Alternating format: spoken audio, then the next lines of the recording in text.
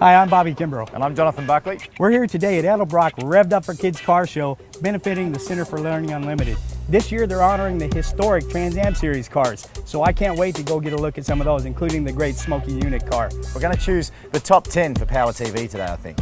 Awesome, and I know which ones are going to fit my top 10. It's got to be the late 60s, early 70s cars. And as we mentioned earlier on, Revved Up for Kids is for a special cause. We're going to be catching up with Christi Edelbrock at the end of the show. She's going to tell us a little bit more about the Center for Learning Unlimited.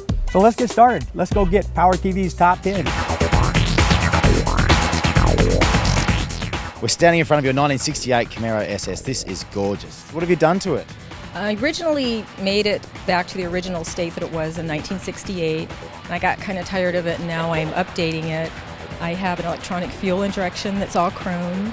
We've powder coated a lot of the undercarriage, new gas tank, new interior with leather and houndstooth, and I'm still not done.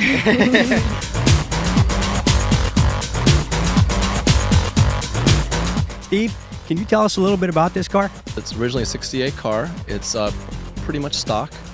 It has a 390 V8 with a Borg-Warner T10 4-speed and a 315 rear end. It turns about 3,000 RPM at about 70 miles an hour, which means about 11 miles a gallon. So this morning I filled it up, and it cost me approximately 44 gallons for about half a tank.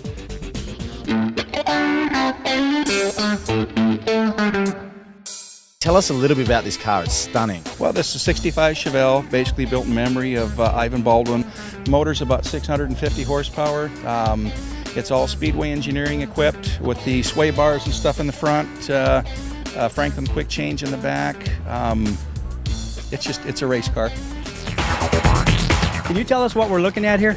Well, it's a 1970 Mustang recreation of the Parnelli Jones Trans Am race car.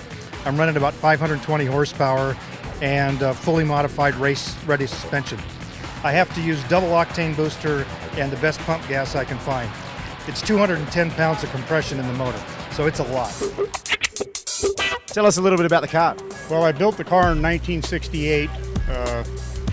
Had the two Chevrolets like it has now, and in the middle part of 1970, I put two Chryslers in it.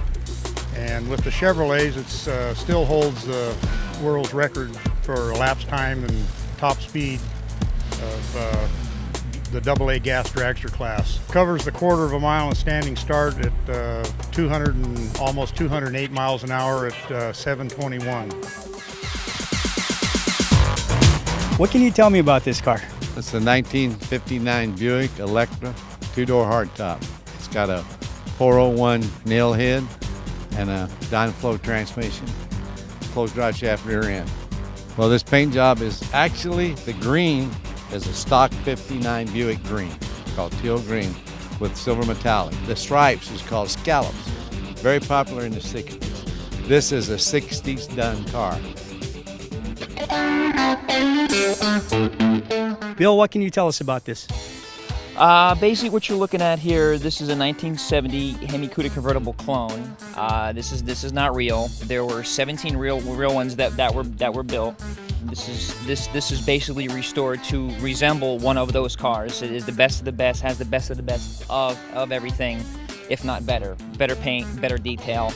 These cars were built in an 8-hour day.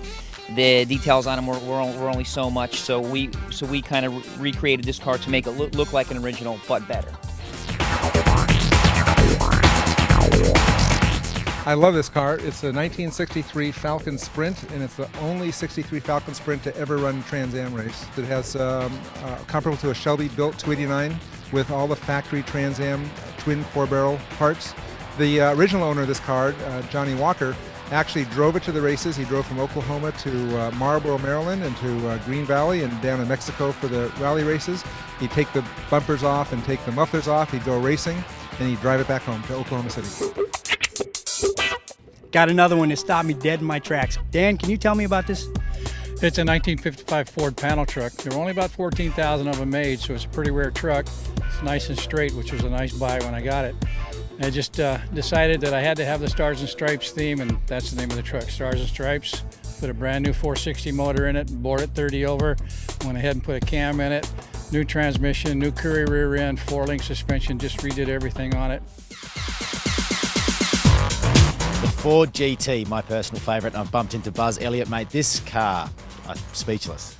It's a very nice car. I was very fortunate to get it. Now this is the supercar from Ford.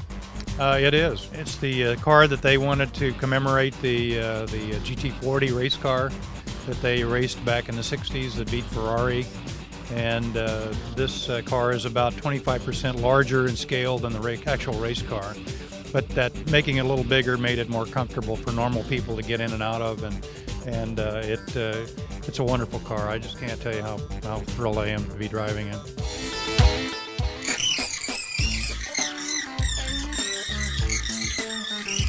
The Center for Learning Unlimited. The Center for Learning Unlimited is a wonderful nonprofit school that works with kids with learning disabilities and special needs. They really do a wonderful, wonderful job helping the children and their families. They put kids back into the mainstream.